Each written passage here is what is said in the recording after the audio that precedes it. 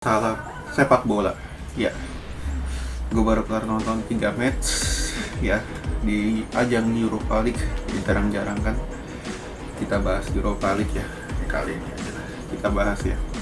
Oke, yang pertama kita ke ya, ini banyak yang request suruh bahas Milan.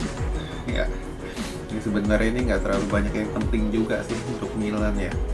Lawannya Crvena Zvezda, atau misalkan yang kalian mungkin medio 90-an tahu dengan tim dari Belgrade namanya Red Star Belgrade.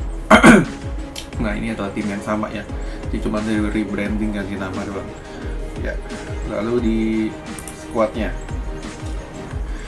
Milan main 4-3-3 dengan Rebic, Mandzukic, Castillejo di depan, lalu di tengah ada Meite, Benacer dengan Kunix ya, lalu di sayap ada Theo, Tomori, Romagnoli, dan Kalulu ya. Sebenarnya ini Pioli ingin melakukan rotasi ya, karena sebelum derby Milan kan, nanti gua akan bahas di preview derby Milan untuk hari Minggu kalau nggak salah kan ada derby Milan tuh. Nah, mungkin di sini si Pioli ingin melakukan rotasi ya, ketemu lawan si Crvena Zvezda ini ya.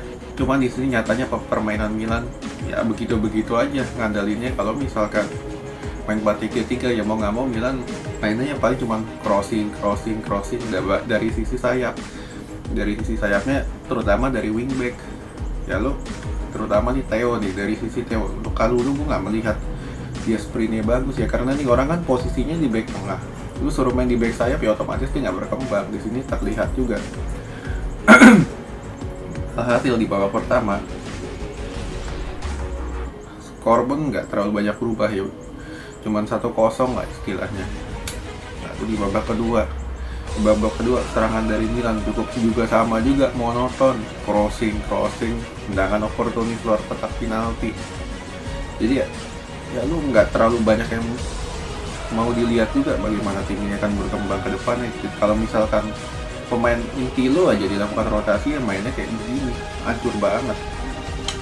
Udah gitu dari sisi defendingnya juga nggak bagus-bagus banget. Berapa kali lo bisa dijebol oleh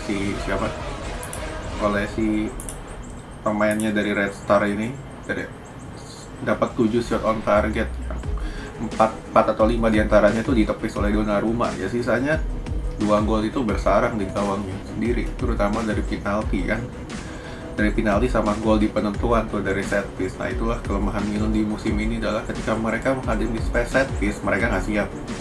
Jadi lu nggak heran tim ini bisa kebobolan 2 gol ya. Cuman positifnya apa? Milan dapat tabungan 2 gol. Cuman tabungan 2 gol ini nggak berarti lu aman juga. Karena apa? Lu bisa cetak 2 gol di kandang, lu di kandang kalah 1-0, kelar lu. Oke? Lalu kita ke match selanjutnya, ada siapa namanya, MU lawan Sociedad ya. MU lawan Sociedad di sini United main 4-3-3 ya, atau 4-2-3-1 lah di layar ya, di layar formasinya. Kalau misalkan kalian cari ya, Rashford main di depan, Bruno, lalu Greenwood ya, Fred McTominay seperti biasa. Di lini belakang nyaris nggak ada rotasi kecuali Alex Telles-Wayne dengan Eric Bailly main dengan kiper Henderson. Ya, di awal-awal nih United ini sempat diserang habis-habisan oleh Sociedad. Sociedad ini main tiki-taka KW3.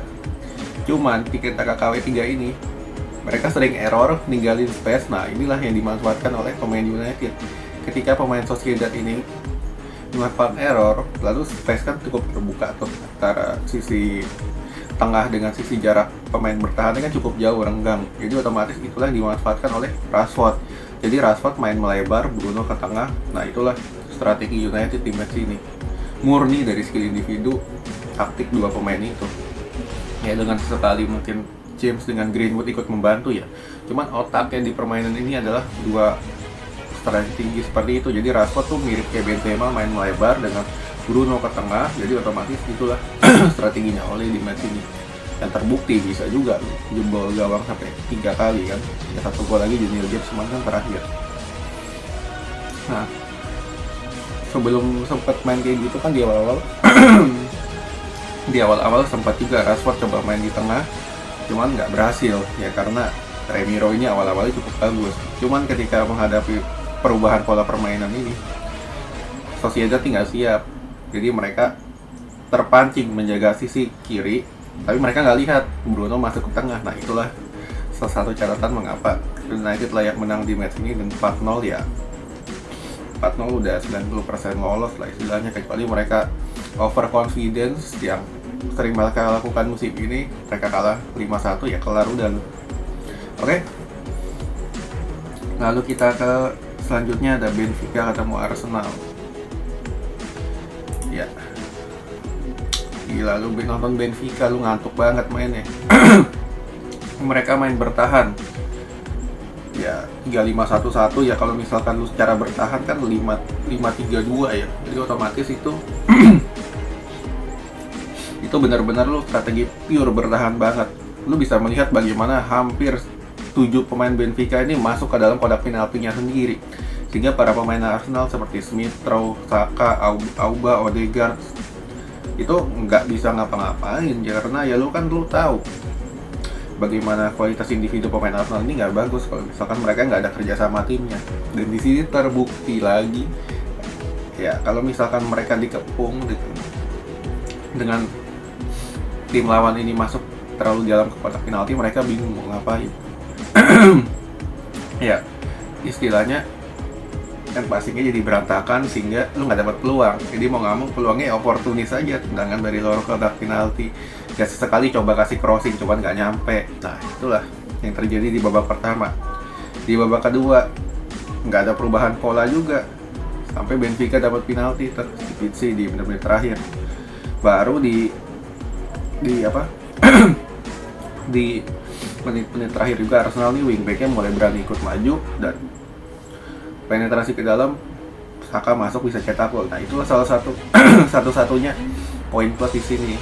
Secara keseluruhan ya lo Arsenal nih masih belum bisa lah untuk bisa dikatakan lo layak juara Europa League atau belum ya, karena itu mereka nggak bisa mengatasi dengan cepat kalau misalkan terjadi deadlock. Oke, sekian dulu.